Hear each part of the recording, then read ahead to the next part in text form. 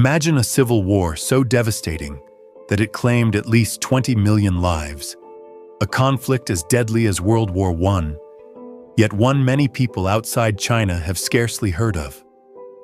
This cataclysm raged in the mid-19th century and nearly toppled an empire. It all began with one man and a dream, a feverish vision that convinced a humble village schoolteacher he was chosen by God to save his nation. This is the story of the Taiping Rebellion, 1850 to 1864, a tumultuous uprising led by a self-proclaimed brother of Jesus Christ, whose heavenly kingdom of great peace would plunge China into 14 years of chaos, hope, and unimaginable bloodshed. Our story starts in the lush hills of Guangdong province in southern China, in the early 1840s. The Qing Dynasty rules the land, but all is not well in the empire. The population has exploded, far outstripping resources. Farmers toil under heavy taxes and landlords' rents. Harvests have been meager, and hunger is spreading. Opium imported by foreign powers is flooding the country, sapping people's strength and silver. The imperial government, dominated by the ethnic Manchu minority, grows ever more corrupt and distant from the people. Secret societies, bandits, and local militias roam the countryside. There's a sense that the old order is failing, that the heavens might be ready for a change. In Chinese history, when times turn dire, prophets and rebels often arise promising a new beginning. And in a small village of Guangdong, one such figure is about to emerge. Hong Xiuquan is an earnest, bookish young man from the Hakka people, a Han Chinese subgroup often treated as outsiders. Born in 1814 to a poor farming family, Hong is intelligent and ambitious. Like countless young Chinese, he pins his hopes on the imperial civil service exams, the gateway to becoming a prestigious government official. If he can only pass the exams, he could lift his family out of poverty and perhaps help save his troubled country. But the exams are fiendishly difficult, and competition is brutal. Hong studies hard and travels to the city to sit for the tests, only to fail again and again.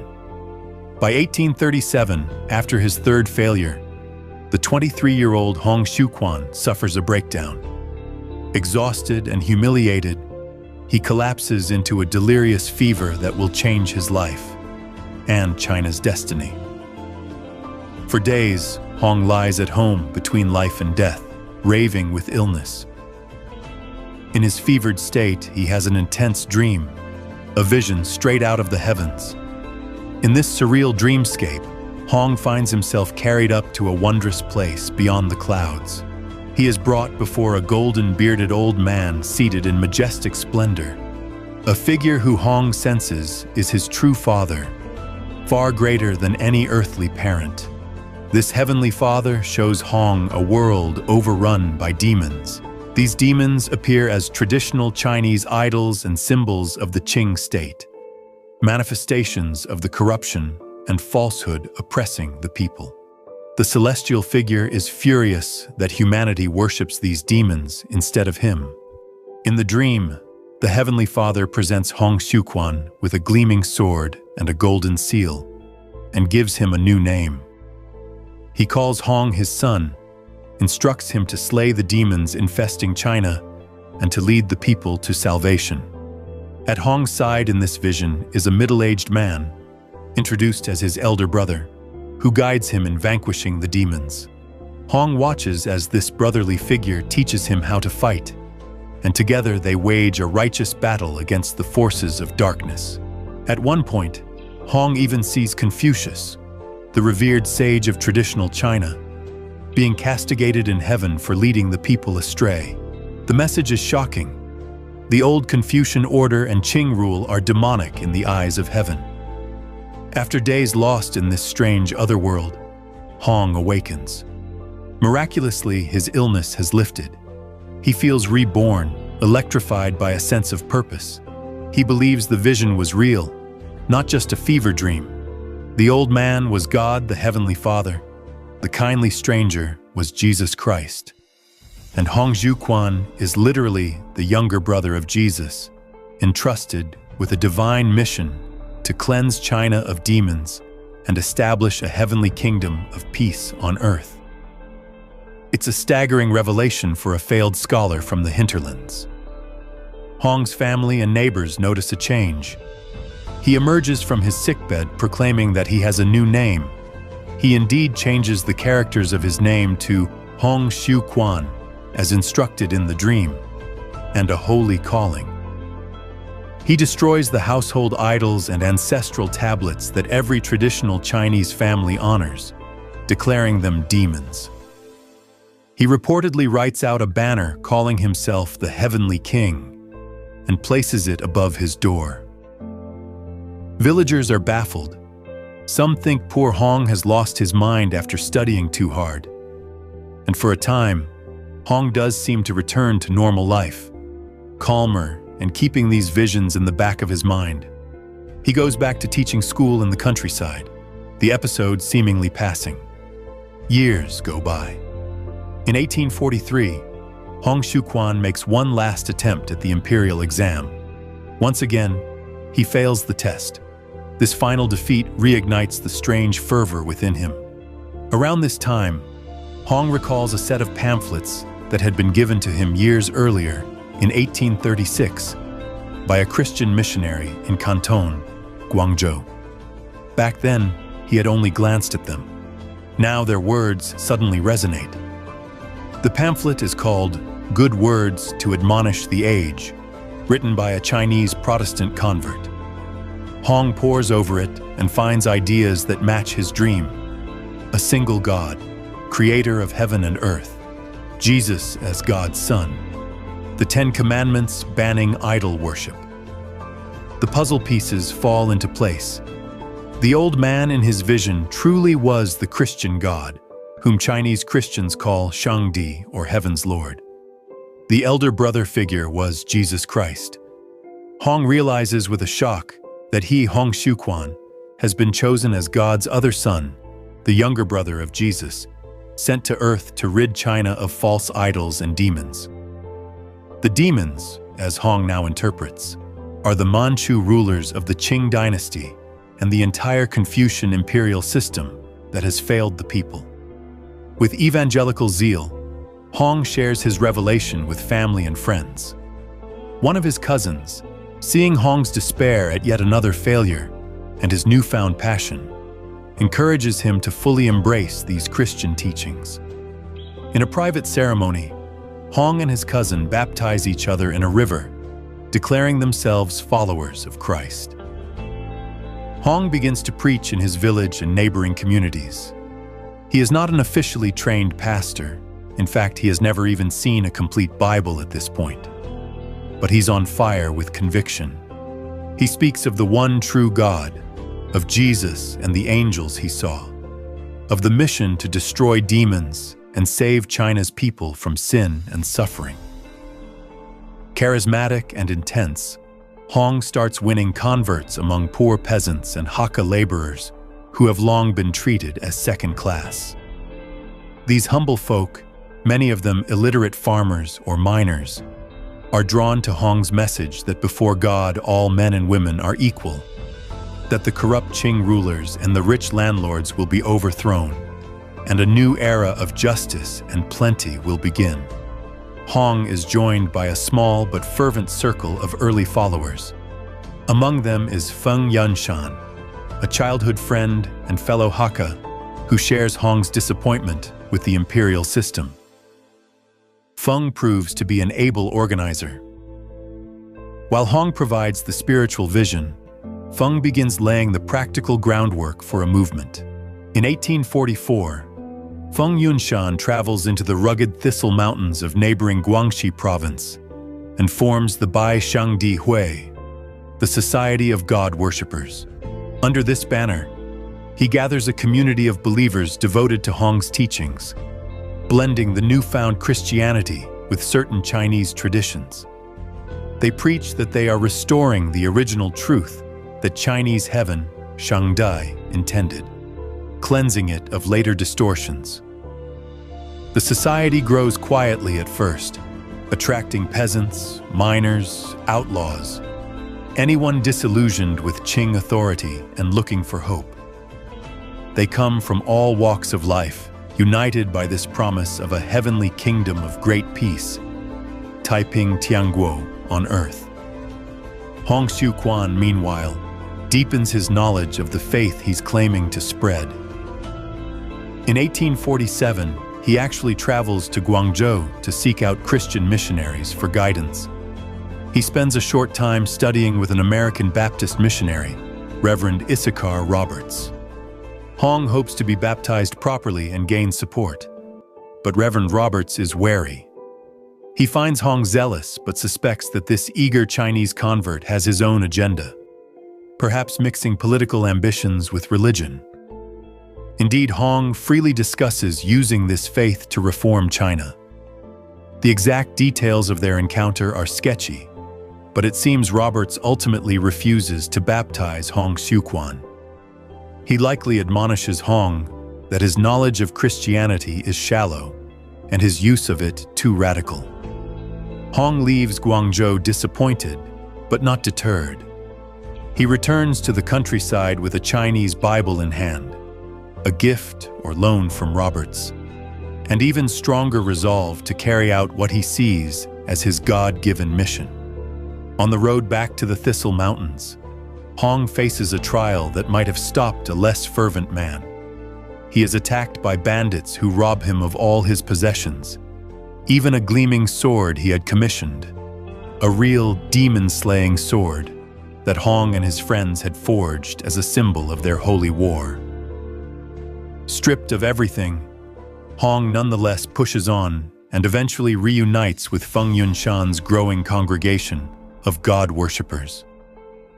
To his astonishment, what began as a small group has swelled into a significant movement in his absence. Feng has been busy spreading Hong's message of salvation and overturning the old order.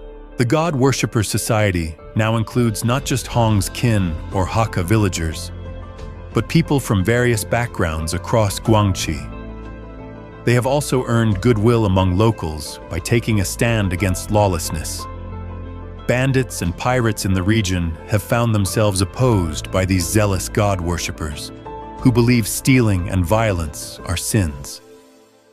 In effect, Hong's followers have formed a disciplined, quasi-religious militia, protecting villages from criminals.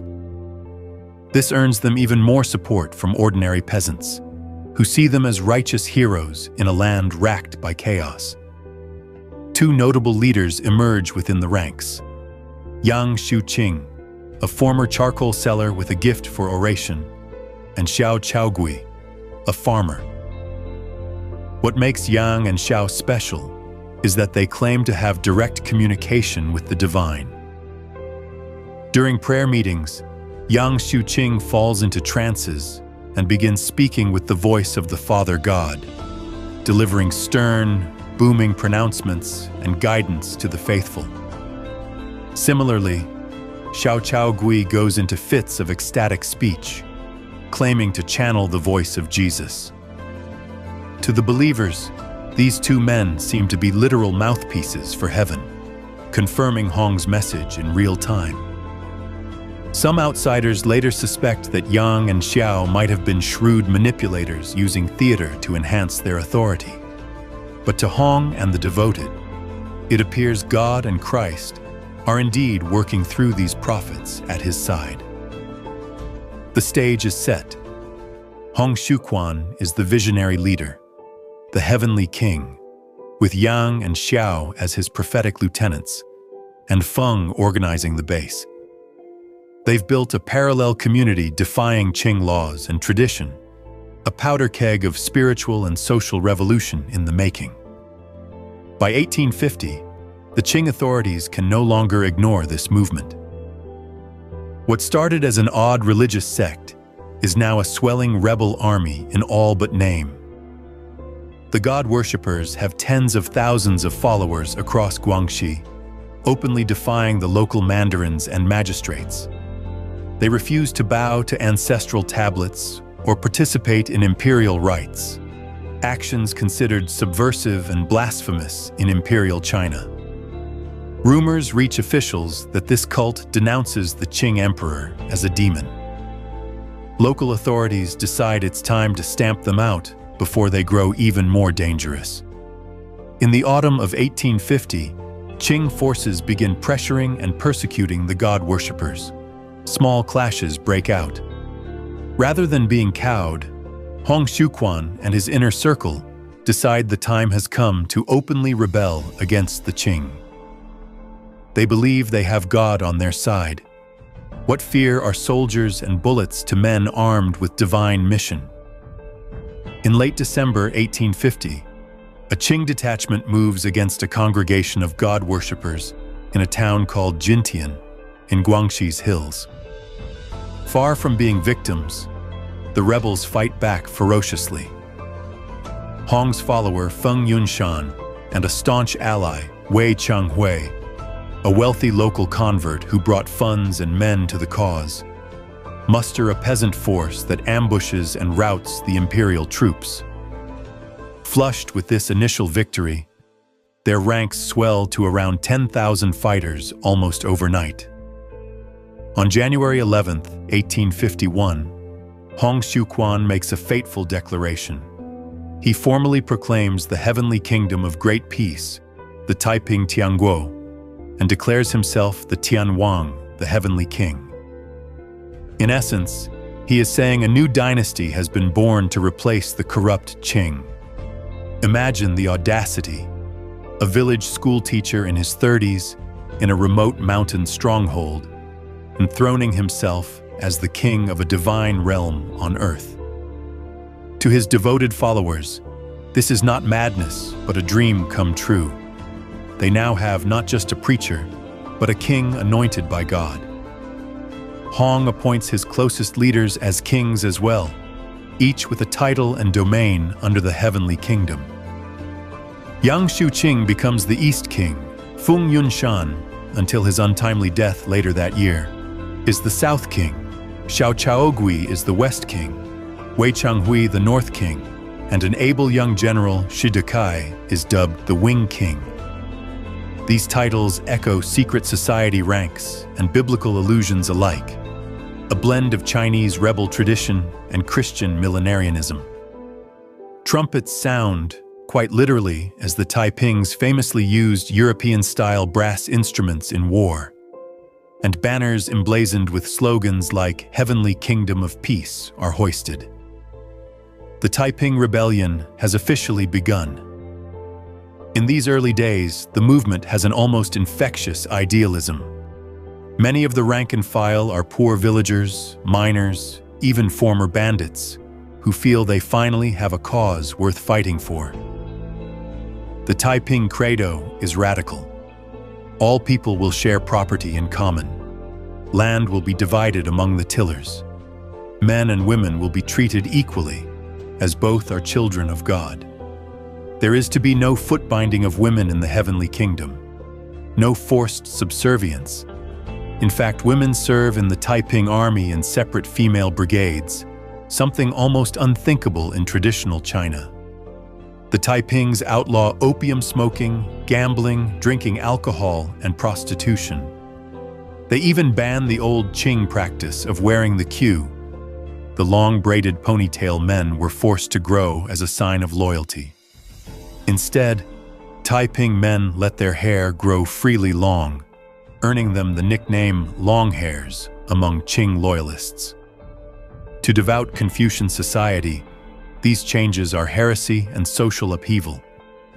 But to the desperate peasants, such promises of equality, morality, and shared prosperity sound like heaven on earth indeed.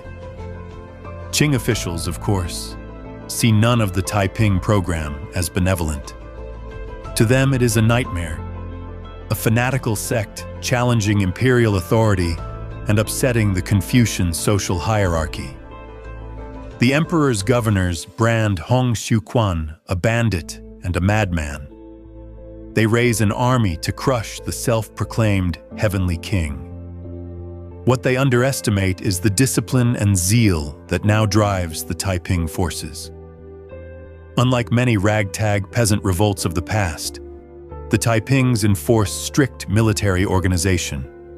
They divide their troops into battalions and companies led by commanders who drill them rigorously.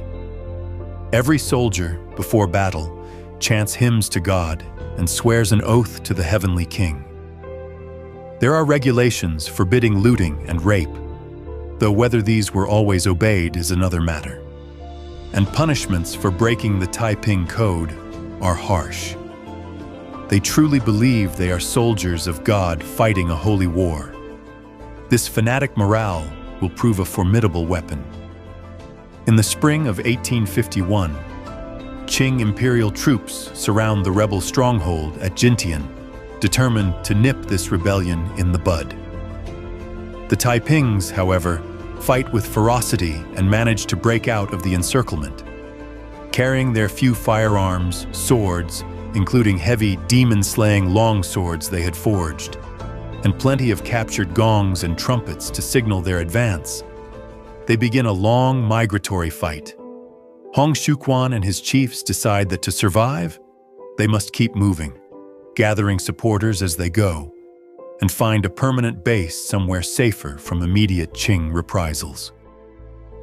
Throughout 1851 and 1852, the Taiping army marches northward through the heart of South China. Imagine the scene. Tens of thousands of peasant soldiers, including women and even children camp followers, trudging along muddy roads, carrying banners that read, "Heavenly Kingdom of Great Peace," singing hymns adapted from church songs mixed with Chinese folk tunes. At the front, the leaders in their distinctive royal robes, Hong himself being carried in a sedan chair like an emperor, protected by devoted bodyguards. They pass through villages where the people, hearing of this righteous army, either join in enthusiasm or cower in fear that refusing might mark them as demon sympathizers. At times, the Taipings enforce their doctrine harshly, smashing temples and shrines, burning opium, distributing land deeds to peasants after driving out landowners. Word of this rebel army that preaches an end to suffering spreads like wildfire. En route, they clash repeatedly with Qing forces. At Yong'an and other towns, they score victories that surprise the imperial commanders. Traditional Qing armies, made up of the elite Manchu banner troops and local Green Standard soldiers, often prove no match for the motivated rebels, at least in these early engagements. The Taipings seize a city, then move on before Qing reinforcements can arrive in overwhelming numbers. In one notable battle on their way north, they besieged the city of Changsha in Hunan province in the autumn of 1852. This siege does not go well for the Taipings. Changsha's defenses hold, and Qing cannons keep the rebels at bay. During the fighting, the West King, Xiao Chaogui, the man who claimed to speak with Jesus' voice, is said to have donned bright robes and personally led an assault to inspire his troops. Tragically for the rebels, a Qing sharpshooter on the city walls spots this colorful target and shoots Xiao. The West King falls mortally wounded. His death is a blow to Taiping morale. Not only have they lost a key leader, but Hong Xiuquan has now lost the man he believed spoke for his heavenly brother. It's a somber moment, but Hong tells his followers that Xiao died a martyr and has ascended to heaven. The siege of Changsha is ultimately abandoned after weeks of fruitless attacks. Despite the setback, the Taiping columns continue their march.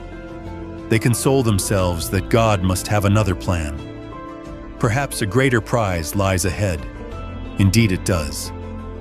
By early 1853, the Taipings reached the Yangtze River, the great arterial waterway of China. With sheer audacity, they decide to use this highway to strike at the very heart of imperial power in the south, the city of Nanjing. Nanjing is an ancient capital, one of China's biggest cities, sitting on the Yangtze in the rich Yangtze Delta region. It's a gem that symbolizes imperial authority in the south, and it happens to be poorly defended at the time, as Qing forces are stretched thin trying to contain the rebellion. In March 1853, the Taiping armies converge on Nanjing. After only brief fighting and some treachery, sympathetic locals may have opened gates. The city falls to the rebels.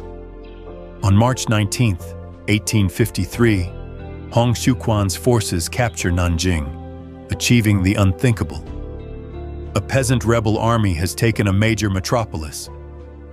Hong promptly renames Nanjing to Tianjing, Heavenly Capital, declaring it the official capital of the Taiping Heavenly Kingdom. The long march from the hills of Guangxi has borne fruit. The Taipings now hold a vast territory from their starting point all the way to this central capital. What happens next in Nanjing sends shockwaves across China. Once inside the city, the Taiping soldiers unleash their wrath on a particular group, the Manchus. Remember, the Qing Dynasty's ruling elite are Manchus, an ethnic minority who conquered China 2 centuries earlier. Hong's doctrine has labeled Manchus as demons, the slayers of the Chinese people's true faith.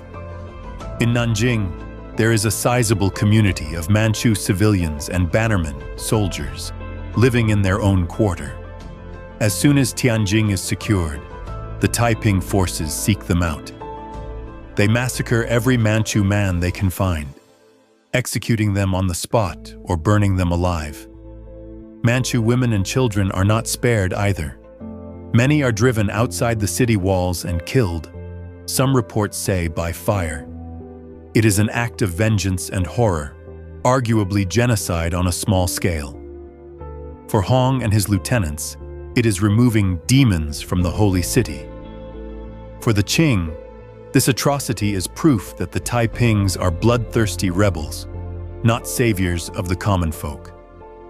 In one stroke, the war has become even more bitter and merciless. Now seated in Nanjing, Hong Xiuquan tries to carve out the shape of his heavenly kingdom. He establishes his court in the former residence of the Qing governor, a palatial complex, which he makes his own heavenly king's palace. The Taiping administration begins to function, attempting to put into practice the ideals they preached during the march. They divide the population by sex, instituting strict segregation of men and women to preserve moral purity. Even married couples are forced to live apart, only meeting under supervision for procreation at certain times. Foot-binding, that age-old cruel custom for women's feet, is outlawed in Taiping realms. Women are told they are equal to men under God, and indeed, some serve as officials or officers. All personal property, in theory, is seized and put into a common treasury. Land is to be redivided among the peasantry, so everyone has a share. A utopian agrarian law is drafted. The Taiping leaders even play with the idea of new calendars and writing systems. Hong favors simplifying Chinese writing so that even the common people can read the religious tracts. Hong Xiuquan, for his part, increasingly behaves like a monarch. He adopts lavish silk robes and resides in grandeur, referring to himself as the heavenly king in all matters. He has a large entourage, and interestingly, a growing harem. Despite the public ethos of strict separation of the sexes and even calls for chastity among rank-and-file soldiers, Hong, as the heavenly king, claims exemption from some rules. He takes on numerous concubines in Nanjing, often justifying it as providing for women who had lost their families in the war. His critics, even within the Taiping movement, see hypocrisy in this. But who would dare challenge the man who speaks with God's mandate? Meanwhile, the Taiping leaders waste no time in expanding their vision beyond Nanjing. In the spring of 1853, as soon as Tianjing, Nanjing, is secured, They launched two grand military expeditions to spread the rebellion further, one to the north and one to the west. The northern expedition is a bold thrust aimed at the ultimate prize, the Qing capital city, Beijing, far to the north. A Taiping army of perhaps 20,000 to 30,000 soldiers marches out of Nanjing and heads up through central China, intent on reaching Beijing and overthrowing the Qing emperor himself. They get remarkably far, capturing towns as they go, inspiring local uprisings. The Qing government panics as news arrives that rebel, demon-slaying Christians are on their way to the Forbidden City. However, as this Taiping vanguard nears the outskirts of Tianjin, a city not far from Beijing, Qing forces finally rally in strength. Loyalist troops, including elite Manchu banner cavalry and local militias, managed to halt the Taiping northern expedition after fierce fighting. Exhausted, far from their supply base, and not finding as much support in the conservative north, the Taiping northern force is eventually encircled and destroyed before it can reach Beijing. The northern expedition ends in failure by 1855, extinguishing the hope of a quick end to the Qing Dynasty. The western expedition, on the other hand, meets with more success. Taiping armies move out west and southwest from Nanjing to secure the vast provinces of Hubei, Hunan, and parts of Jiangxi, controlling the middle Yangtze Valley. They capture important cities like Wuchang, present-day Wuhan, and push towards Sichuan. For a time, it appears the Taiping Heavenly Kingdom might indeed expand over all of southern China. By the mid-1850s, the rebellion claims authority over nearly a third of China, a domain of perhaps 30 million people. In many districts, local peasants welcome or at least tolerate Taiping rule, given the alternative of Qing taxes and corruption. The Taipings establish local administrations, distribute land, and enforce their moral code. Missionaries and Western traders in China, watching from treaty ports like Shanghai, are amazed and perplexed by this movement. Here is a pseudo-Christian peasant regime shaking the Qing dynasty to its core. Some Westerners initially feel a pang of sympathy. After all, Hong Xiuquan preaches Christianity, albeit a heretical, self-invented version of it, and bans opium, which the British themselves had fought to sell in China. Could these rebels actually be a force for positive change? Others are appalled by their violence and the apparent fanaticism. Back in Nanjing, life under the Heavenly Kingdom is both strange and strict. There's an intense religious fervor. Churches or temples converted into worship halls for Shangdi ring with songs praising God and Hong's leadership. The Bible is being translated into simple Chinese so everyone can read the Ten Commandments and other stories, with modifications by Hong to suit his theology. Hong Xiuquan even produces a document called the Imperial Decree of the Heavenly King, rewriting parts of Scripture and adding new commandments, including one that demands absolute obedience to the Heavenly King. Offenses like adultery, theft, or disobeying orders are punished by flogging or death. People are organized into collective households with shared kitchens. Money is less useful since trade is controlled and in some places forbidden. Hong feared commerce led to greed and corruption. Needless to say, not everyone is happy under these tight controls, especially merchants and the traditional scholar gentry who have fled or gone into hiding. The common folk appreciate the land and tax reforms, but they chafe under the other prohibitions on their personal freedom and long-standing customs. In 1853, something significant happens in the internal dynamics of the Taiping leadership. Hong Xiuquan, after all the campaigning, effectively retreats from daily governance. He stops attending regular councils and instead rules by issuing written edicts from his palace. Some say he withdrew to focus on spiritual matters, or simply to enjoy the luxuries of being a heavenly king, as he now lived in opulence. In his absence, someone must manage the practical affairs of state and war. That someone is the East King, Yang Xiuqing. Yang, the former charcoal seller turned fiery prophet who speaks with God's voice, increasingly takes charge of civil administration and military decisions. By personality, Yang Xiuqing is assertive and cunning. He uses his supposed communications with the Heavenly Father to bolster his authority. If anyone questions him, conveniently God's voice, coming through Yang, might thunder that the critic is in the wrong. Over time, Yang begins to overshadow Hong in the eyes of many followers, at least in the day-to-day running of the kingdom. After all, Hong has secluded himself, but Yang is out drilling troops, appointing officials, and ensuring the populace is obedient. Tensions start to build between the Heavenly King and his most powerful lieutenant. Hong Xiuquan may be withdrawn, but he's not blind. He becomes increasingly suspicious of Yang Xiuqing's ambitions. Yang's network of spies and informants in Nanjing is said to be extensive. He keeps tabs on everyone, including Hong. On several occasions, Yang essentially orders Hong's family members or other kings to do things, claiming it's divine will.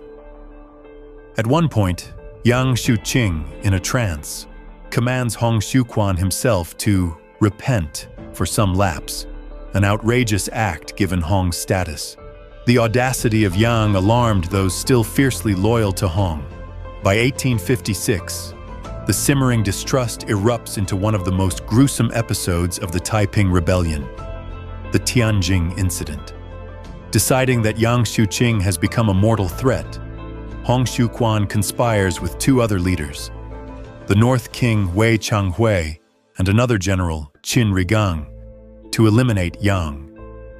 In September 1856, they make their move. Wei Changhui's men, on Hong's secret orders, fall upon Yang Xiuqing and his entourage within the palace. Yang and his family and close followers are slaughtered, reportedly cut down in the hundreds, if not thousands. Blood flows in the halls of the Heavenly King's palace as the Taiping leadership turns on itself. When the deed is done, Hong announces that the false prophet had to be removed, though in truth it was a preemptive strike against a rival. However, the purge doesn't end there.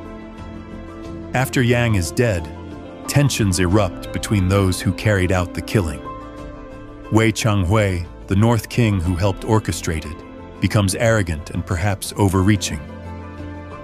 Some accounts say Wei began to threaten Hong Xiuquan himself, or at least acted as if he were now the dominant figure for having rid them of Yang. That doesn't sit well with the Heavenly King either. Hong turns on Wei Changhui soon after, and has the North King and his followers eliminated as well. In a short span, two of the original 5 kings, Yang and Wei, are dead at the hands of their comrades. This infighting horrifies another key leader, Shi Dekai, the Wing King, who has been one of the best Taiping field generals and is respected by the troops. Shi Dekai had objected to the excessive slaughter of Yang's adherents. After all, thousands of faithful Taiping soldiers were being killed by their own side. In retaliation, Wei Changhui, before he himself was killed, had murdered Shi Dekai's entire family in Nanjing. Now with Wei gone too, Shi Dekai is left grief-stricken and wary. He no longer trusts Hong's court. The Heavenly King has effectively eliminated anyone who could challenge him, but at terrible cost to unity. In early 1857, fearing that he might be the next target of suspicions and unwilling to stay in this atmosphere of court intrigue, Shi Dekai decides to leave Nanjing. He takes with him a large following of troops, perhaps tens of thousands, and marches out of the heavenly capital. Shi Dekai will spend the next several years wandering through southwest China, fighting on his own against the Qing. But the main Taiping movement loses one of its ablest commanders with his departure. The Taiping Heavenly Kingdom survives this internal bloodletting, but it is gravely weakened by it. The idealism that propelled it into Nanjing has been tarnished by paranoia and power struggles. From this point on, Hong Xiuquan stands unchallenged as the absolute leader, the sole voice of God's will, but he is increasingly isolated and ineffective. He issues proclamations and religious poetry, but he no longer leads armies in the field or even administers the city with consistency. The energy of the rebellion ebbs just as its external enemies are growing stronger. By late 1856, the Qing Dynasty has started to recover from the initial shock of the Taiping onslaught. The imperial court in Beijing, having survived the rebels' northern expedition, realizes that its traditional bannerman armies alone cannot quell this monster rebellion. They turn to a new strategy: decentralize the fight. The Qing authorities empower regional leaders to raise their own armies from loyal local gentry and peasants. One man in particular emerges as the spearhead of the Qing counterattack: Zheng Guofan. Zheng is a scholar official from Hunan province, a Confucian gentleman of impeccable credentials who had gone into semi-retirement when chaos erupted. The emperor appoints him to organize an army in his home province to contain the Taipings. Zheng Guofan methodically recruits local farmers, trains them rigorously, instills them with a mixture of Confucian duty and personal loyalty to him as commander. This force, known as the Xiang Army, after the local name for Hunan, Xiang, is not a regular imperial army, but a provincial militia writ large, funded by local nobles and landowners, desperate to protect their lands from rebel incursions. Zheng picks disciplined officers, emphasizes respect for traditional values and hatred of the Taiping's blasphemy, and crucially, he pays his soldiers regularly, with regional funds, and arms them well. These new troops aren't fighting for distant Beijing, they're fighting for their homes and a social order they believe in. By 1857 and 1858, Zheng Guofan's Xiang army starts retaking territory from the Taipings in the Middle Yangtze region. They recapture the city of Wuchang in Hubei, which had been a Taiping stronghold. City by city, they begin to push the rebels back toward Nanjing. Another talented Qing-aligned general, Zhuo Zongtang, who will later be famous for other exploits, secures Hunan and parts of Jiangxi. The Taiping forces, overstretched and now lacking some leadership, struggle to hold their gains. The local gentry, the scholarly landlord class, who might have sided with the successful rebellion, are by now alienated by Taiping policies. These rural elites see the Taipings as a menace. They've upended Confucian norms, confiscated property, and separated women from men. So the gentry throw their support fully behind the Qing, raising more militias and money to supply men like Zheng Guofan. In addition to the internal troubles and the Qing's new strategy, the Taipings face another challenge: foreign intervention. In the early 1850s, Western powers, Britain, France, the US, had been somewhat aloof, even mildly intrigued by the Taiping revolt. At one point, Hong Xiuquan had sent a letter to Queen Victoria, styling himself as an equal sovereign and inviting cooperation against the Manchus. He never got a reply. Some missionaries initially hoped that Hong's Christian-like movement could lead to China's mass conversion. However, as more information emerged, Western opinion soured. Missionaries who visited Nanjing in the late 1850s came back horrified. They reported that the Taipings, despite all their talk of God and Christ, seemed ignorant of basic Christian doctrine beyond what suited them. They also described a regime of harsh discipline and noted that little true Christian love was on display, only the fervor of zealots. Hong Xiuquan's claims of divine kinship struck most as heresy or delusion. Western diplomats, after the Second Opium War ended in 1860, began to see the Qing government as the devil they knew, and the Taiping as unpredictable fanatics who might shut off trade and prove even more hostile to foreigners if they won. In 1860, Britain and France had just forced the Qing into signing the Convention of Beijing after a brief war, the Second Opium War, securing more trading rights. These colonial powers wanted a stable Qing government that would honor those treaties, not a radical regime that might tear them up. So quietly, the Western powers tilt in favor of the Qing. They don't officially join the war, but they allow Western adventurers to assist the imperial side. One such adventurer is an American named Frederick Townsend Ward. Ward, a soldier of fortune, comes to Shanghai and offers his services to protect the crucial port city from the rebels. The Qing local officials, with tacit foreign approval, bankroll him. He recruits a mixed force of Western mercenaries and Chinese soldiers, trains them with modern tactics and firearms. This becomes known as the Ever-Victorious Army, a somewhat grand name for what is initially a small outfit, but one that will grow in effectiveness.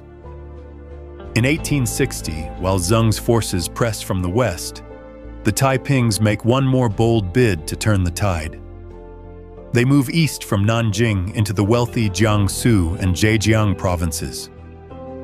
This region is China's breadbasket and the site of major commercial cities, like Suzhou, Hangzhou, and Shanghai. If the Taiping Heavenly Kingdom can conquer these, they might gain the resources and strategic edge to hold out indefinitely. Indeed, in mid-1860, Taiping armies under capable generals like Li Xucheng sweep into Jiangsu.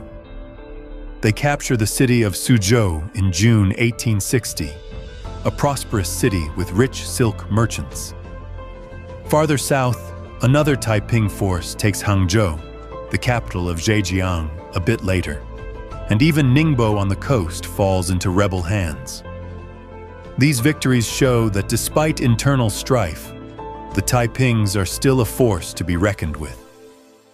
The fall of such rich cities terrifies the Qing court and foreign businessmen alike. All eyes turn to Shanghai, the crown jewel of the region, with its international settlements and lucrative trade. Late 1861, the Taipings indeed approached Shanghai, intending to seize it. If they could grab Shanghai, they would not only strike a blow to the Qing, but also potentially gain leverage or recognition from the foreign powers.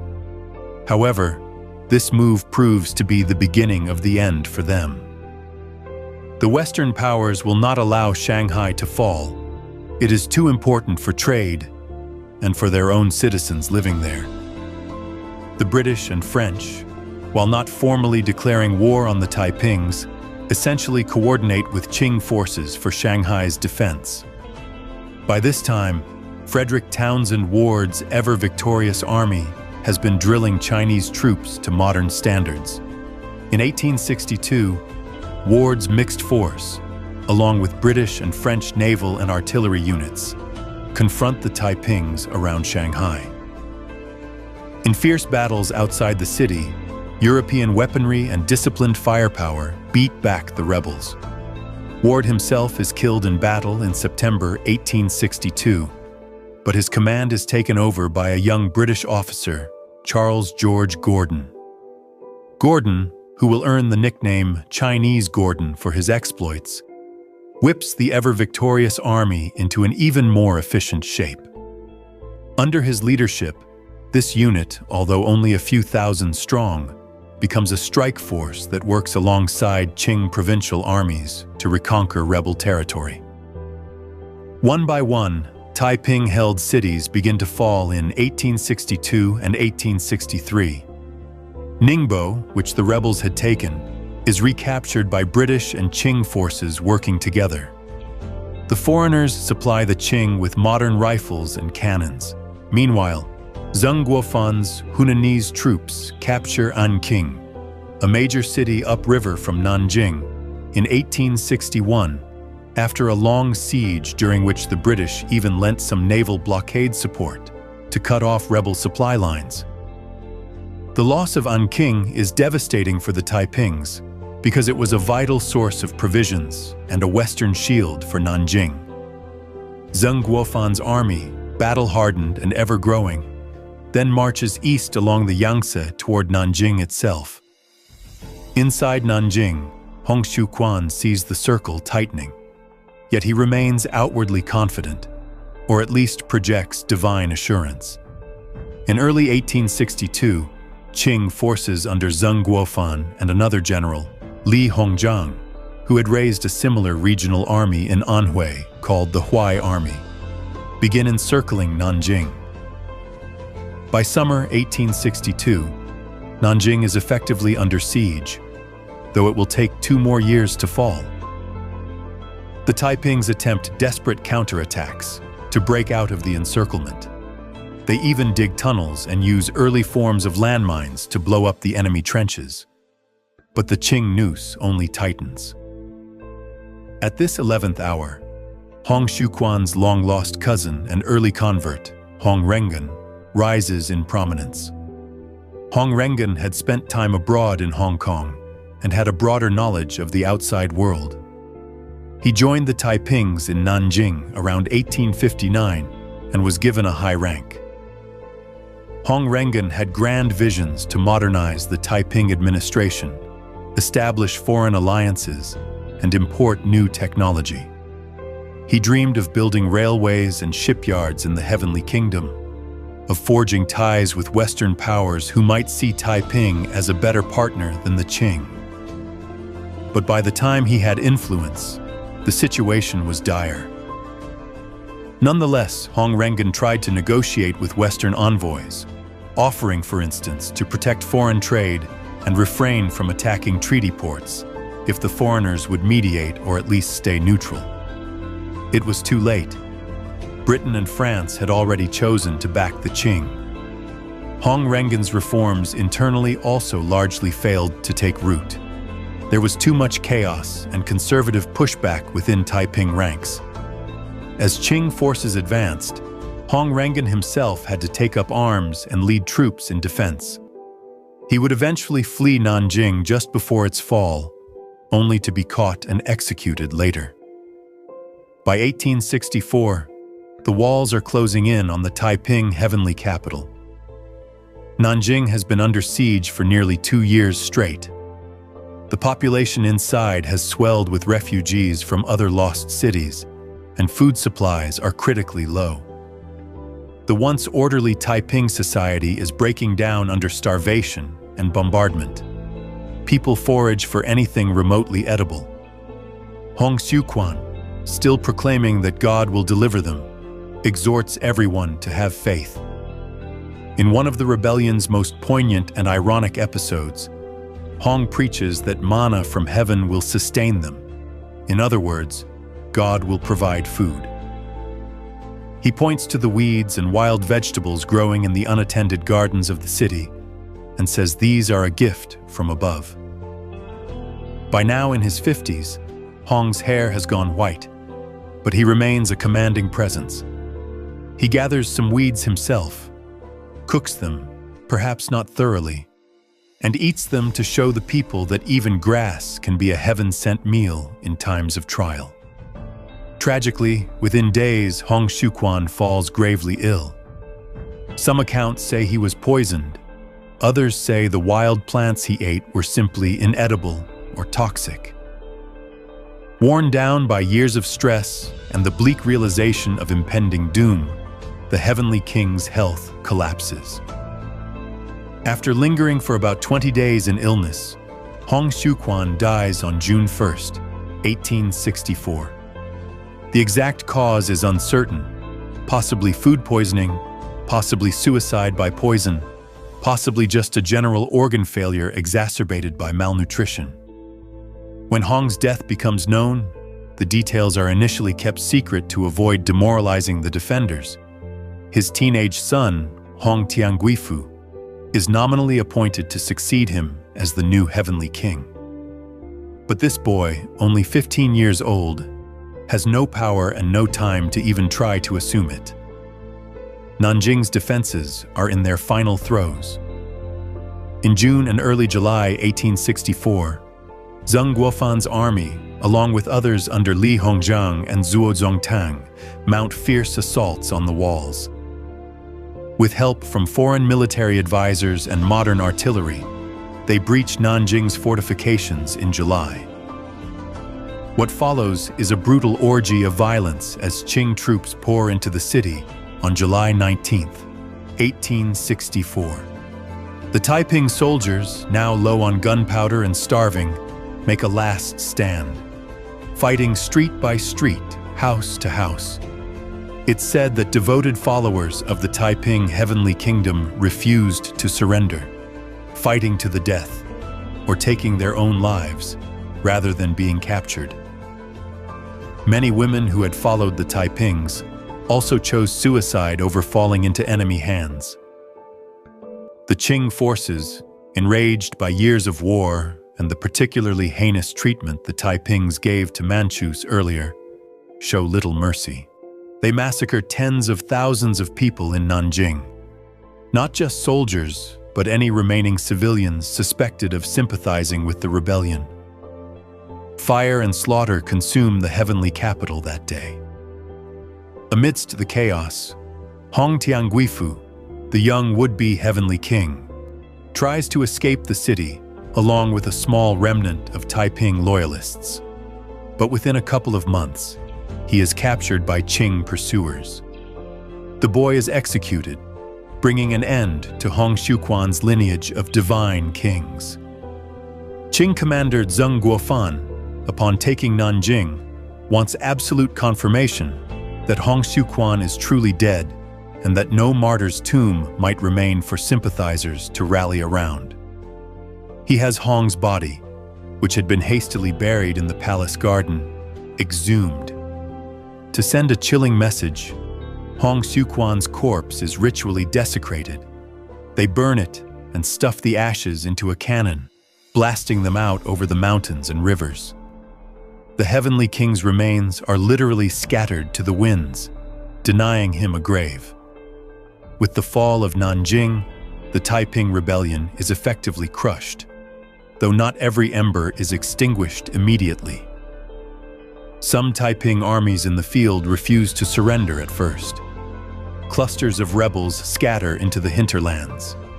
A few holdouts in Jiangxi and Guangdong persist for months or even years. One loyal Taiping general, Li Xiucheng, known as the Loyal King, is captured shortly after Nanjing's fall and executed, after penning a reflective confession. Another, Chen Yucheng, had been captured earlier in 1862 and executed horribly by the Qing. They allegedly executed him by slicing, an old form of torture. The charismatic Shi Dekai, who had left years before, wandered southwest until 1863 when cornered in Sichuan. He surrendered to spare his followers and was likewise executed by slow slicing. By 1865, most of the remaining Taiping fighters have been killed or have faded into banditry. The last known Taiping loyalist forces, deep in the borderlands of southwestern China, are hunted down by 1866, and by 1871, the Qing finally wipe out a small renegade group that had fled into the hills near Vietnam.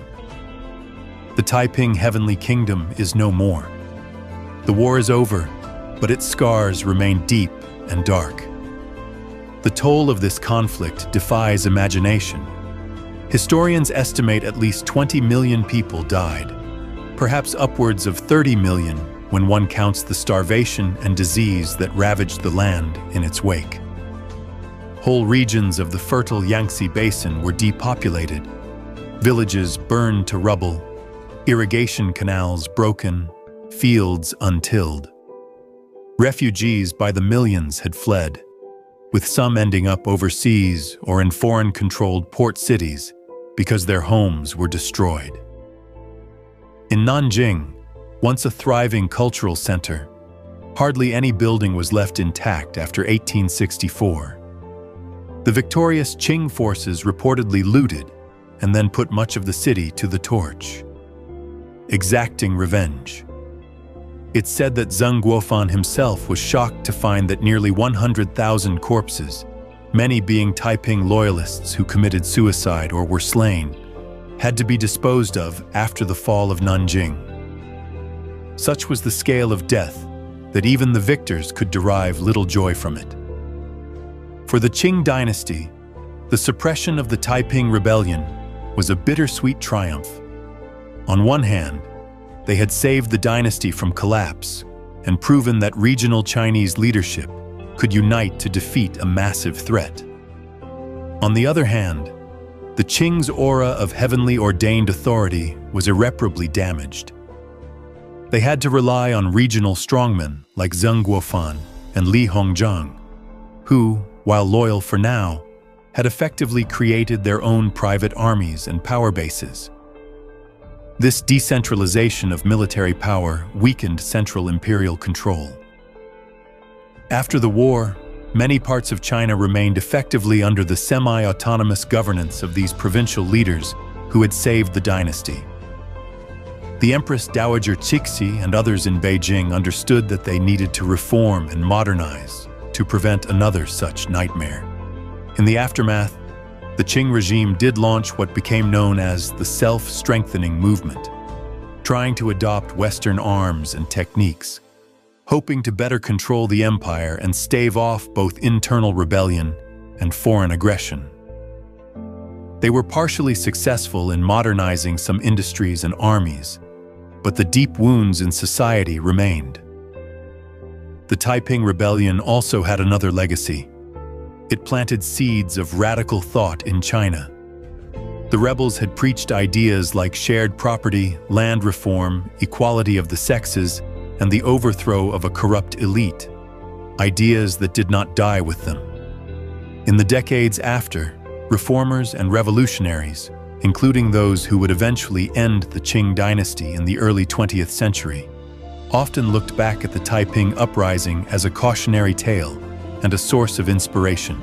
It showed how a combination of charismatic leadership, social despair, and religious fervor could almost overturn the world's mightiest empire of the time. Sun Yat-sen, the leader of the 1911 revolution that finally toppled the Qing, admired aspects of the Taiping program. He, like Hong, was a Christian at one point and a native of Guangdong, and he saw Hong Xiuquan as a forerunner. Decades later, even Mao Zedong would praise Hong Xiuquan's rebellion as an early peasant revolution against feudalism and imperialism, though he noted its feudal religious limitations. Of course, these later figures had very different ideologies, but the memory of the Taiping's daring and tragic enterprise lived on as part of the narrative of China's long road to upheaval and change. But stepping back to 1864. As the smoke clears, what remains is a devastated landscape and countless grieving families. Central China would take generations to recover. In some counties, so many had died or fled that Qing officials resettled people from other provinces into the ghost towns to revive agriculture. The rebellion had lasted almost a decade and a half. An entire generation grew up knowing nothing but war. Even by the 1950s, almost a century later, observers noted that certain rural areas of China still bore the economic scars of the Taiping era's destruction. For the people who lived through it, the Taiping Rebellion was an apocalypse. Parents told children of the rivers choked with bodies, of cities where not a single dog or chicken was left alive, of the terrifying sound of the Taiping battle cry, and the equally terrifying vengeance of Qing troops. Folk songs and opera dramas were written to process the trauma. Some spoke of Hong Xiuquan in whispers, Was he truly a holy man misled by pride, or just a delusional peasant? Was the suffering a punishment for straying from Confucian ways, or was it the birth pangs of a new China? These questions lingered in collective memory. In the end, what began with one man's strange dream ended as one of history's most monumental nightmares. Hong Xiuquan did not live to see the great peace he promised. Instead, his movement brought a sea of blood. Yet, within that dark tale, there were glimpses of hope and change. Common people rising up against injustice, women stepping into roles they'd never had before, and ideas of equality and renewal flickering, however briefly.